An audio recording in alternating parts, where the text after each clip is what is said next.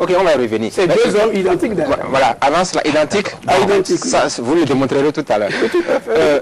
Nous allons parler de façon principale, comme je le disais, de l'achat. Mais avant cela, deux autres questions sur votre personne. Tout à l'heure, mon collègue demandait la santé de votre parti. Ces derniers mois, on n'a pas senti le Parti républicain sur l'échiquier national.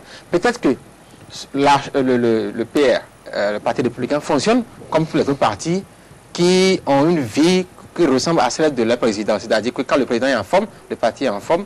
Quand le président est malade, le parti est malade. Parce que justement, pendant plusieurs mois, mars, avril dernier, vous avez été très malade jusqu'à être évacué en Tunisie puis en Europe. Aujourd'hui, comment se porte l'individu, l'homme Maxime Ikwegisi? J'ai maintenant 20 ans. Ça, c'est la conclusion des 3 hôpitaux qui sont spécialisés dans mon bal. C'est la conclusion. Vous avez maintenant 20 ans. Vous avez la tête et les jambes d'un gamin de 20 ans. Vous avez 20 ans. 20 ans. 20 ans. Donc, Maxime Donc, Ikwegisi, prêt pour le combat. plus que jamais revigoré. Ça, il a peut-être fallu que je passe par là pour me régénérer. Il a 60 ans d'âge, mais il a 20 ans de... 20 ans. Physiquement, il a 20 ans. 20 ans. Donc, Vigoré, gonflable. 20 ans, vous pouvez essayer. Hein. 20 ans.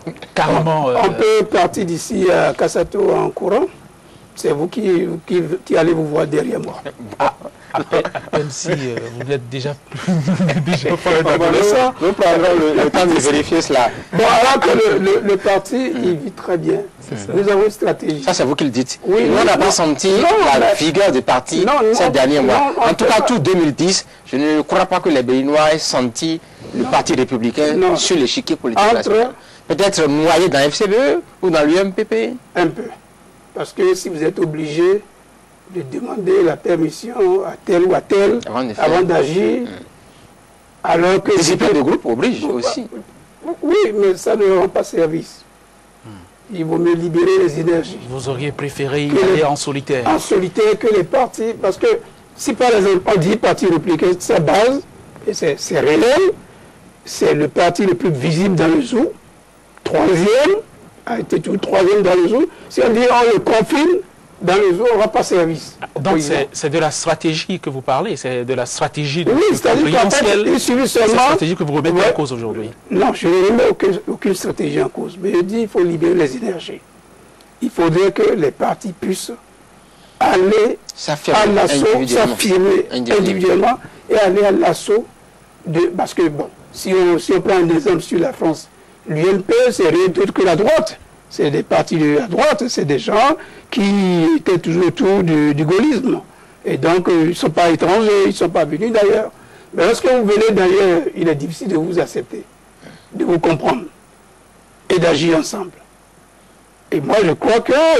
FCBE, un peu ce problème là aujourd'hui. Moi, c'est pas... Moi, de mon point de vue...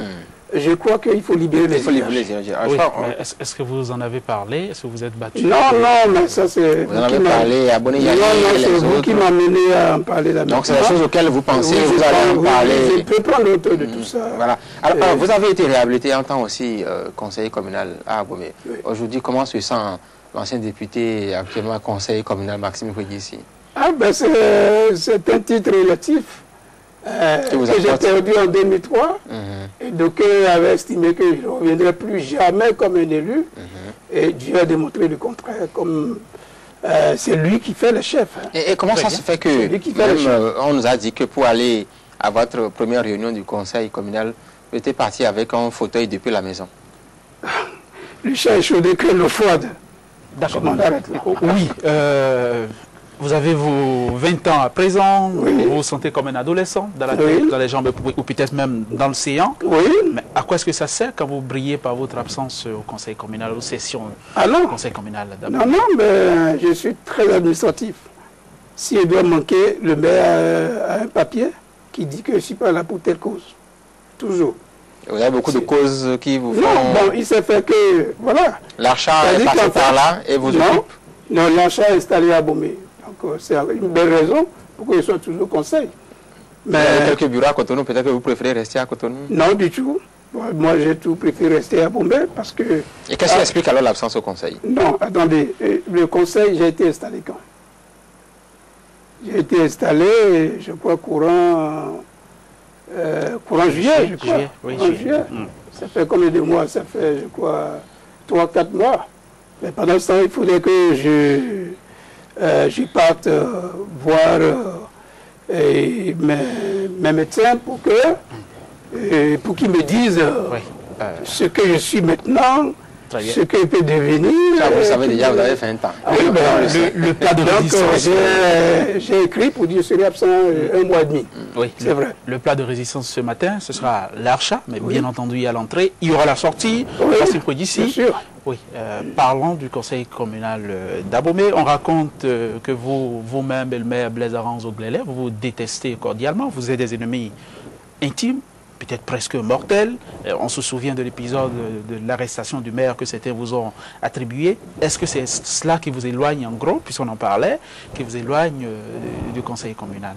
Moi, je ne suis pas juge. Comment il peut arrêter quelqu'un? Oui, ça a été dit, vous savez. Mais entre ce qui se dit là, c'est vous vous avez porté une plainte qui a conduit à son arrestation. Voilà.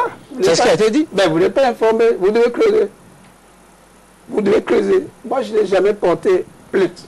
Je ne suis même pas cité comme témoin dans l'arrestation du maire. Très bien. Je n'ai jamais porté plainte. Je ne suis pas cité. Alors, vous n'êtes pas lié non plus du tout? Du tout. Je dis bien du tout. Très bien. Je suis informé comme vous, et puis ça s'arrête là. Massimo Pogliessi, est-ce que le chapitre s'est depuis refermé? Est-ce que l'épisode de l'arrestation... C'est refermé, étant donné que le maire siège au conseil d'administration de l'Archa, et il est apte, il est dans les débats, et il éclaire beaucoup. On travaille ensemble. D'abord, de toute façon, il n'est plus en être autrement. Le maire est mon jeune frère, de loin. Et il sait très bien qu'il y a un temps pour bouder, il y a un temps pour... se rendre à l'évidence. Et il sait très bien également que je suis pas loin de ses responsables. Et donc, c'était les jeunes qui nous servaient, non, pas du quartier. Du parti, je veux dire. Du parti, oui. Donc, ici, il me connaît. Il me connaît, peut-être il a été mal renseigné, les gens l'ont monté. Et aujourd'hui, tout va bien. Tout va bien, pour moi, tout va bien. Lui et moi, on se parle et tout ça. Et d'ailleurs, c'est bon pour la République. C'est bon de le savoir. Oui, c'est bon. On va à présent parler d'Archa. D'Archa, oui. Archa, on ne va pas s'acharner, mais on va parler d'Archa. Alors, l'Archa, est-ce qu'on a besoin d'une agence pour la réhabilitation de la cité historique d'Abomey? C'est ça, pour définir l'Archa. C'est vrai que vous en avez déjà parlé à certaines occasions, mais c'est bon de le répéter. Parce qu'il y en a qui ne comprennent pas pourquoi est-ce que le ministère de l'Habitat est là, de l'urbanisme, qui doit faire le travail, et le ministère de la mairie est là pour faire les travaux à l'intérieur de la ville. Et pourquoi était-il utile? Agetur et tout ça. Voilà. Pourquoi est-ce qu'il est utile encore de mettre en place une agence, alors qu'il y a l'Agetur qui est là, le ministère qui est là, la mairie qui est là? Ça fait 4 structures pour réhabiliter une seule ville. Allez. Alors, pourquoi, dans votre introduction, vous avez parlé de 1996? Oui, c'était pour rappeler que ce n'était pas la première fois. Parce qu'on entend aussi, beaucoup de Béninois s'étaient demandé pourquoi une agence pour Porto Novo. Et on a vu le ministère de l'urbanisme à l'époque pratiquement prendre les devants sur le directeur général de cette agence-là. On s'est demandé finalement s'il était utile que Kérékou. Est-ce qu'il est bon que Boni Aïe répète les mauvais exemples de Kérékou? Est-ce qu'aujourd'hui, l'agence de la réhabilitation de la ville de Porto Novo est encore en place? Je pense 14 ans après, 15 ans après. C'est encore en place? Elle est en place, c'est pas dissous, mais bon. Depuis, et puis je crois que c'est un cas du ministère de l'urbanisme qui en gros a su, mettons, un genre service minimum dans Porto Novo à partir de ce moment-là. Elle est en place globalement, c'est ça? Moi, je ne sais pas si vous êtes dans la maison pour savoir si elle est figurative. Nous sommes renseignés. Moi, je suis dans la maison et je sais qu'elle est active. Cette agence est active. Beaucoup de personnel a un siège et fonctionne normalement comme une agence libre. Sort pour aller chercher des crédits et aide la mairie de Porto Novo à faire des études et à amener l'État à prévoir de l'argent dans le budget pour la réhabilitation de la ville de Porto Novo. Et donc je crois qu'il n'est pas interdit de copier les bons exemples. C'était un bon exemple. C'était un bon exemple. C'était un bon exemple que le général... On en a pas l'impression.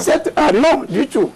Parce que, vous voyez, si vous demandez aux techniciens urbanistes, ils vont vous dire l'exécution des travaux par une agence, si c'est en 2 mois que cela est fait, enfin que cela est fait, au niveau de l'État central, il faut 4 ou 5 ans.